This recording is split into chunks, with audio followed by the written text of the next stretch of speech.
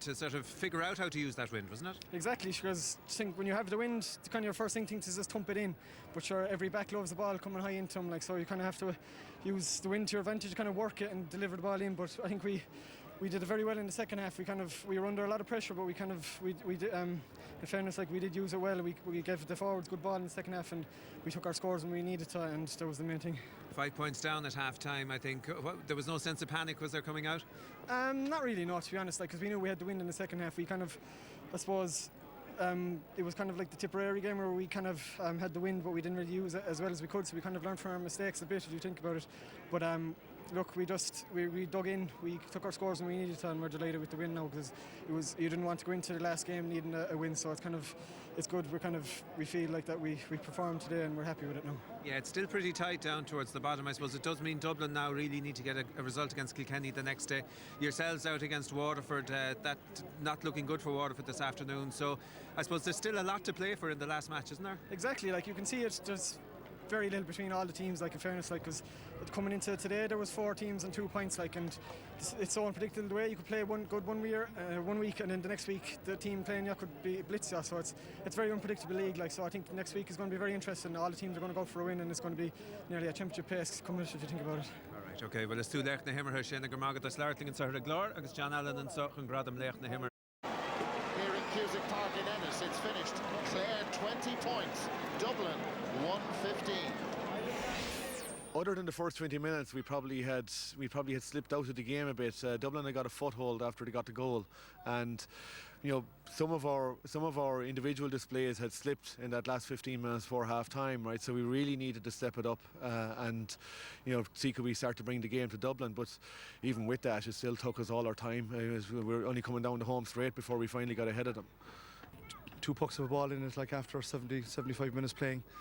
I suppose again, we got to look back on it. I suppose we had chances in the first half maybe to put us in a situation where we needed to be probably a couple of more points ahead. But in fairness to the lads, I thought they showed great character in the second half. I thought we took the game to Clare for in the early part of it. Again, we we couldn't get the ball past the half hour in the second half. They've got some big men there who played well, and I'm disappointed with the result, but at the same time, we got to take something from the game, and we'll take the positives from it and show it. I hope we showed great character in the second half. Well, that's fair enough, but I suppose that could be the deal closed on Dublin's Division 1A tenure. They will need to beat Kilkenny in a fortnight's time to stay in with a shout. But having said all that, lads, credit to Clare, because they had to dig this one out. They were in a situation. Yeah, they really had, and they're league champions, so that element of pressure was on them. And whoever lost today, as you can see from the league table, was there in relegation down the barrel, and whoever won was putting 1 foot almost in the quarter-final of the league. So it was a big game for both teams, and there wasn't a whole lot in between them. I thought just the spread of scores that Clare had. You see Shane O'Morey coming up, getting a score from cornerback. They were able to spring Aaron Cunningham, Colin McInerney came in with crucial scores, and they were ultimately the difference. There wasn't, as Ger Cunningham alluded to there wasn't a whole lot between these two teams. No, you two lads were saying earlier on there that Dublin are not that far away. And also we have to take into the equation here, the cooler lads are not with them. Yeah, although they will have Desi Cahill back after. That's it, Desi, man. Good for forward. We should have had a minute's silence on the programme, by the way. Thinking around the full forward. No, there's no doubt about it, Michael. They started very poorly. They were very, very poor the first day against Tipperary, but they've gotten better. They were very good in Páirc Uí Rinn against Cork. They were unlucky against Waterford last day. And today, as Donald Maloney said there, it took up to the last minute to pull away from Clare. So as George said, he'll take loads of positives out of it. He had loads of really good performances. Now, obviously, they're in a dogfight at the bottom, like all other teams. We'll discuss that later. But I think he'll take plenty of the positives out of today. All right, let's go back to Clare, because they won the match, and you were impressed with some of the performances, particularly Podge Collins. Yeah. A lad who's kind of had to make his mind up, if you like, at times, between the football and the hurling end. Yeah, it was great to see Podge back to his brilliant best. Here he is picking up a ball, and his distribution today was excellent.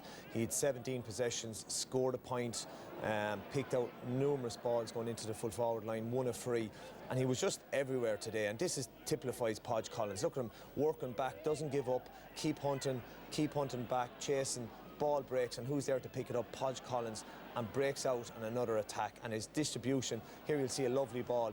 I mean, Shawnee, you'd love to be at the end of some of these balls bouncing in front of you. They're great balls. And you know what, Jackie? Even that, the fact that he played so much of his career inside, he knows exactly the type of ball that a fella needs. And we were only talking earlier as well, that when you're doing so much of this work, creating scores for, it's nice to get your own token reward again as well and get a score. So it's a great performance, yeah. As I mentioned a moment ago, it's now going to be Dublin and Kilkenny in Parnell Park to decide how this one is going to work out. I think a lot of people, Jackie, expect Kilkenny to win this. You've had the experience of playing there. Yeah, we've gone to Parnell Park many a time, and a very hard place to play. You know, very tight. You know, it's almost like the heartbeat of Dublin hurling in Parnell Park. Yes, They'll have the cooler contingent and on. And the pressure will be on Kilkenny, you know, so it's not a foregone conclusion. You see the permutations with the league, you know, one win and you're in a quarter-final, one loss and you're in relegation, so there's pressure coming with this, so, you know, that's a nice, tasty fixture to look forward to. In overall, Eds, looking at Division 1A, the one piece of, for me, a piece of very good news from this weekend was the return. We saw the match earlier, Cork against Waterford, was the return of Michael Cahalane to the Cork scene. Without a doubt, Michael, this lad was an exceptional underage talent, and you know, picked up a bit of a heart complaint 2 years ago, and people thought he'd never play hurling again. He was told he wouldn't. He was actually told. He was told that he couldn't play contact sport, and to see the way he performed when he came out today, he got a great score, set up another score. It's a fantastic testament to him and to the medical team and everything. It's fantastic for his family. It's great. All right, well, Michael, great to see you back. Okay.